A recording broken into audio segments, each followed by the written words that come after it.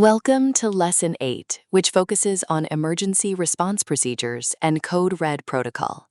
This session is designed to provide a foundational understanding of how healthcare facilities manage fire-related crises. We will examine the structured frameworks that guide hospital staff during high-stress situations. By the end of this lecture, you will be familiar with the critical terminology, the specific RACE protocol, and the individual responsibilities required to maintain a safe environment for both patients and healthcare providers during an emergency. Understanding these protocols is not just a regulatory requirement, but a vital component of patient care and safety. Understanding emergency response procedures begins with structured response planning. Hospitals must maintain organized, predefined procedures specifically for fire emergencies to eliminate confusion during a crisis. Next, quick action importance cannot be overstated. A timely response is absolutely critical to protect patients, staff, and the physical property of the facility. Finally, coordination across departments is essential. Effective emergency response is never a solo effort. It requires seamless coordination between all hospital units, from clinical wards to administrative offices, ensuring that every part of the organization moves in harmony to mitigate risk. What is Code Red? First, let's look at the definition of Code Red. This is the specific hospital alert used universally to indicate fire or smoke emergencies within the facility. The immediate alert requirement dictates that activating Code Red is the first step to ensure that all staff members are instantly aware of the emergency.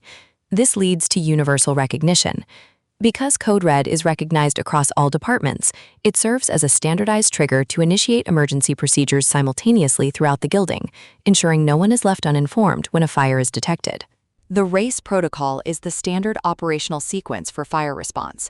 First, Rescue Patients First focuses on removing patients from immediate danger areas to a place of safety.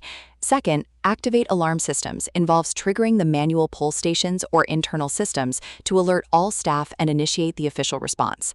Finally, Confine Fire and Extinguish or Evacuate require staff to contain the fire by closing doors and then making the critical decision to either extinguish a small fire or evacuate the affected area safely if the fire is too large to handle manually. Communication during emergencies is vital for safety.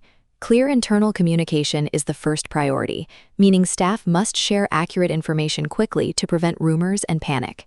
Coordination with external agencies is also required, as the hospital must communicate effectively with fire services and other emergency responders to guide them upon arrival. Lastly, continuous updates are necessary.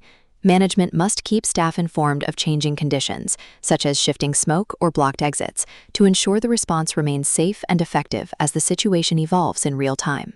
Staff responsibilities during Code Red are specific and mandatory.